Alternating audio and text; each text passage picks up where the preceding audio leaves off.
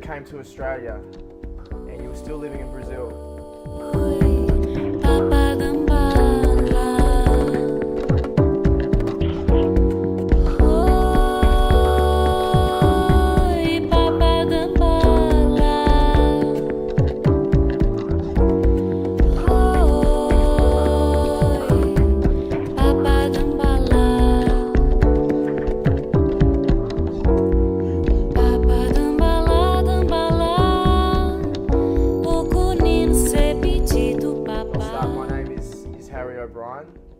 actually it's not my real name. I was born Axial, desde, Lumumba.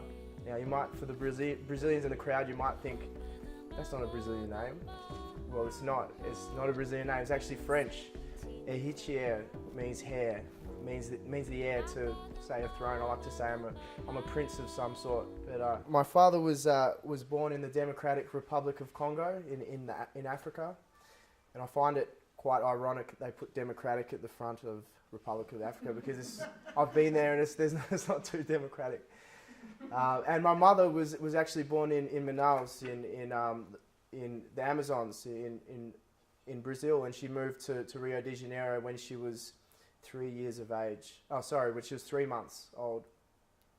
And there she lived the life of a carioca, which is a person from Rio.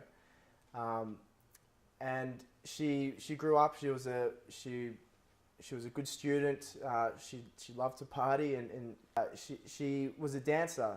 And that's how she met my biological father, who was from the Congo. Because what he did was he travelled across the border from when he was 14 as an orphan.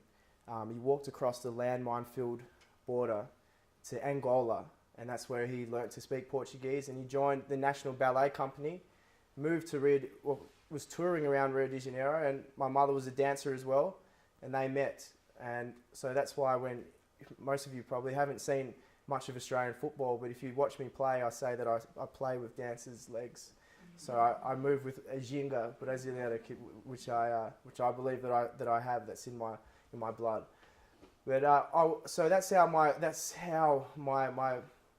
I suppose my mother and my father, my biological father, met was through dance. It was actually through a community which is called Serrinha, which is a favela in Rio de Janeiro. Now Serrinha is the only place in Rio de Janeiro that has managed to preserve the traditional afro-Brazilian dance that was a celebratory dance by the slaves. And also the emancipated slaves throughout Brazil, a dance called jongo. And my mother, she was involved, because of her passion for dance, she got involved with the community, the favela Serrinha. And when my father came, his passion to dance also brought him to that dance. And that's how the two met together.